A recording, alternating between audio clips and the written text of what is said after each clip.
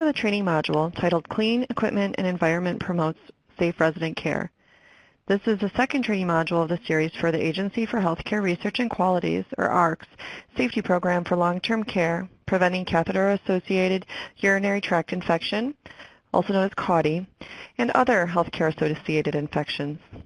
This module is intended for all levels of long-term care staff and will introduce you to how the environment and equipment in a facility can be a source of potential bacterial and viral infections.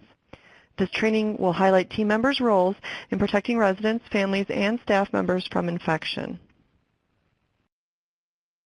Upon completion of this session, long-term care staff will be able to describe the chain of infection and identify key strategies to break the chain, explain catheter care and maintenance strategies that facility staff can use to prevent residents from acquiring CAUTIs, be able to explain the role of the environment as a place where pathogens can become a source of infection for residents and staff, and list important steps to take when using environmental disinfectants.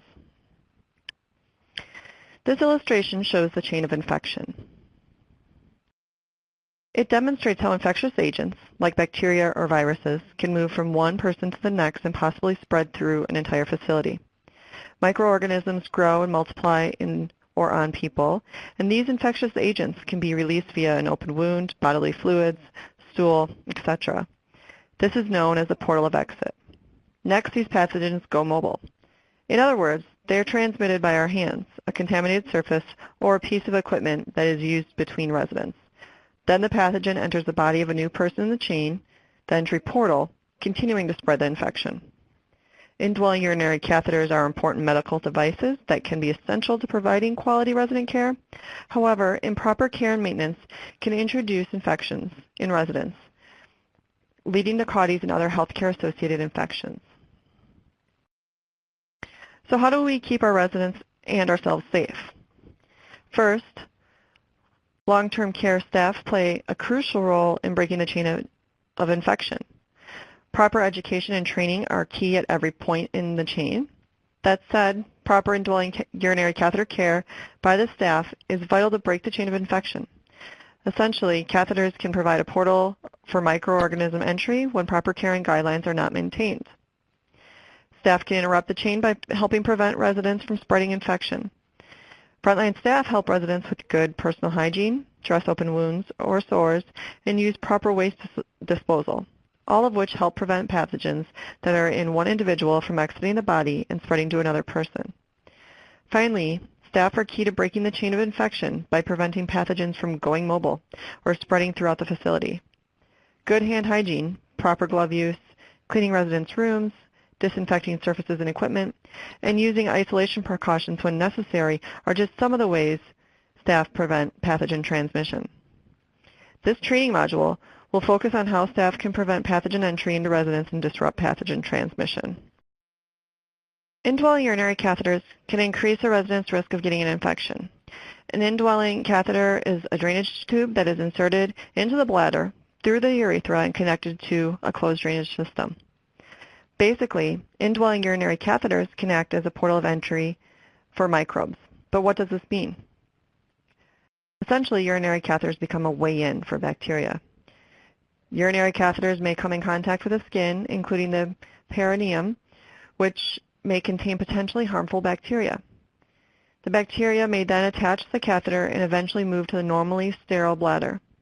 Many CAUTIs derive from the resident's own bacteria normally found in and near the rectum. And while bacteriuria in catheterized residents is often asymptomatic, it is not enough to indicate a CAUTI. The resident must also have the signs and symptoms of a CAUTI. Probably the most common way microbes get in once the indwelling urinary catheter is in place is through the outside surface of the catheter, highlighted by the red box. Bacteria and other pathogens are able to use the outside surface of the catheter to work their way up the urethra, the urinary tract entrance, and into the bladder. Over time, and due to poor catheter care and maintenance, the inside of the catheter and the drainage bag can also be a source for microbe entry. Proper catheter care and maintenance are essential to prevent pathogens from entering the closed catheter system. I mentioned on the previous slide that the catheter itself can act as a key highway for microbes to get into that resident. Using sterile technique when inserting a urinary catheter is very important. A second person might be needed to assist with the insertion and to maintain sterile technique. Once the catheter is in place, the best way to limit pathogen entry is to provide routine hygiene for the resident. There is no need for daily cleansing with an antimicrobial soap. Normal cleansing around the urethra where the device has been placed is more than adequate. The sampling port of the indwelling urinary catheter is another way that the contamination can be introduced to the closed system. It is important to disinfect the port for 15 seconds if you need to collect a urine specimen. It's important while caring for the resident to ensure the catheter has not become disconnected from the drainage system as well. If the drainage bag is open, say for emptying, and is not resealed properly as the arrow indicates, this can be another potential way for bacteria to get into that resident's bladder. Make sure you clean the outlet after emptying the bag and restore it back to its holding position. Make sure you follow instructions specific to the catheter bag your facility uses.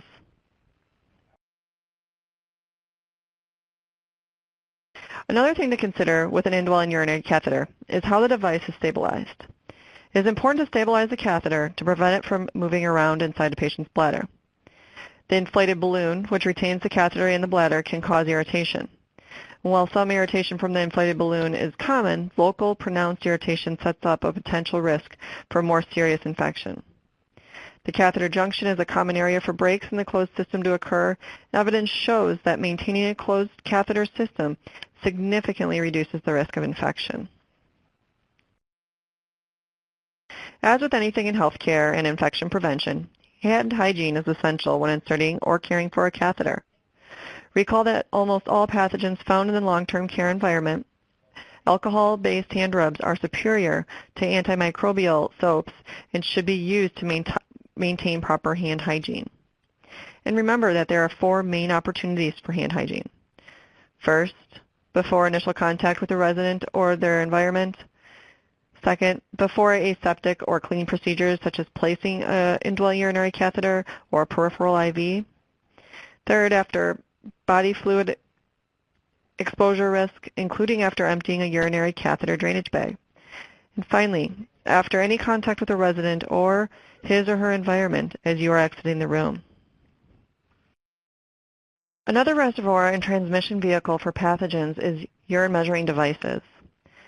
Some years ago, a long-term care facility had an extensive outbreak of multi-drug resistant Serratia marcescens, UTIs, and CAUTIs. Dr. Bill Rotella noticed that one urine drainage measuring device was being used for many of the residents, and he found that the contaminated urine measuring device was the source of the outbreak. The key takeaway here is to dedicate one urine measuring device to each resident. It is also important to follow the manufacturer's instructions for keeping the urine measuring device clean and to keep urinometers dry between use because microbes tend to like moisture. Also, ensure there is a resident identifier on the device and that it's changed per facility policy.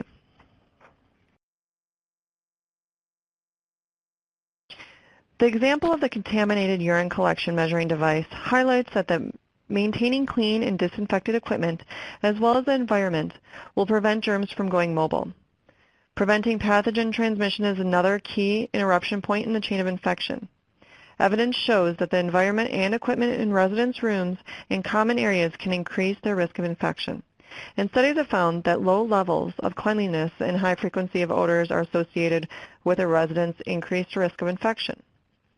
We also want to protect residents from infection from some of the common pathogens found in or on surfaces in long-term care facilities, which are described in this table, such as C. diff, MRSA, HIV, and norovirus.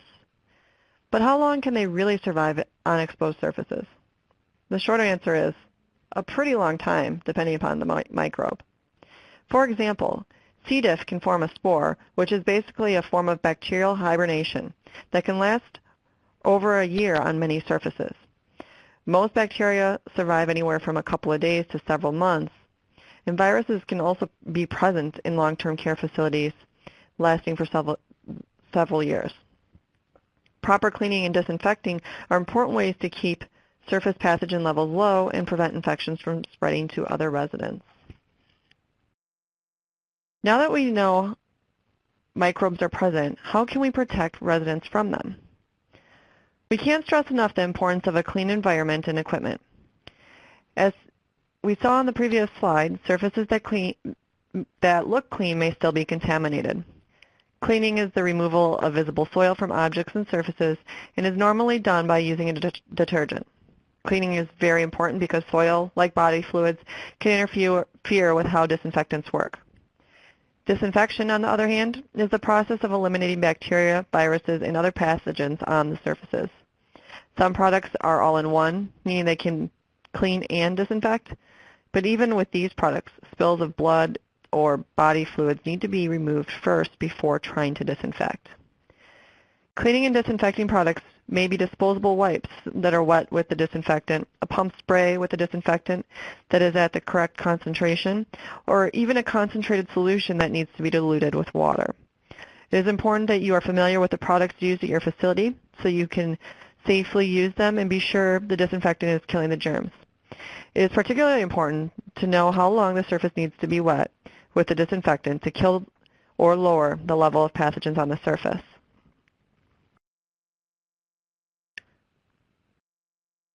What are some examples of commonly touched surfaces in your facility? Take this time to brainstorm and list commonly touched surfaces in your facility.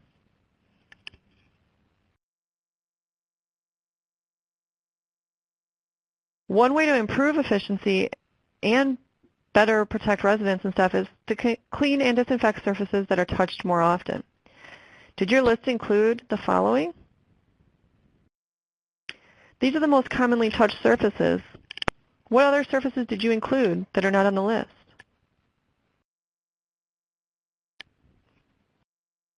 Now let's take a look at how to use disinfectants safely. First and most importantly, read the label. This is for your safety and the safety of all the people you take care of and work with. The label on the disinfectant will have instructions for proper and safe use. It may require using personal protective equipment like gloves. For example, many long-term care facilities use diluted bleach. It can be hard on your skin, so it's important to wear gloves during use. The label will also explain on which surfaces the disinfectant is safe to use, how to apply the disinfectant, how long the disinfectant needs to be on the surface in order to kill germs, that is the contact time, and whether the surface should be cleaned first, for example, if visibly contaminated with bodily fluids. It is important to note that bacteria and germs like to stick to surfaces, so make sure to use lots of good friction. If your facility uses a concentrate, make sure you dilute the concentrate to the right amount. Which of these are important? All of them. Wipes are very useful as they are already wet with the disinfectant and ready to use. Here are some tips on how to use these wipes if you have them in your facility. First, check the label to see whether you should put on gloves before removing a wipe from the dispenser. Second, apply the wipe to the surface, ensuring that the surface is wet long enough to kill the germs. It is important to remember that wipes come in different sizes. You should not try to disinfect larger areas with only a single wipe. Third, keep the cover of the dispenser for the wipe closed. If the dispenser is left open, the disinfectant will dry out and the wipe will not be effective. You should also check to see if there is an expiration date on the container of wipes. If this date is passed, then discard the container and get a new one.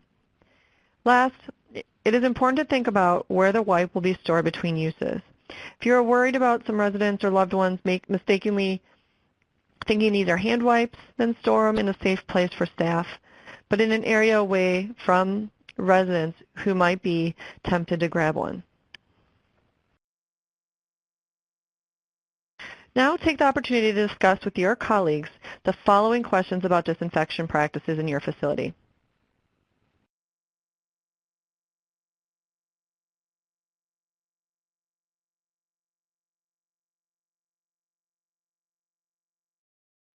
As we wrap up, remember that a clean environment and equipment will keep the residents safe. Surfaces and objects that may look clean can still have bacteria, viruses, and other germs on them. Know the instruction on how to use disinfectants at your facility safely and properly. Read that label. Clean and disinfect surfaces that are more frequently touched, and clean and disinfect anytime you see a surface that is soiled with body fluids. And finally, follow routine catheter care and maintenance to prevent catheters from becoming an entry portal for bacteria.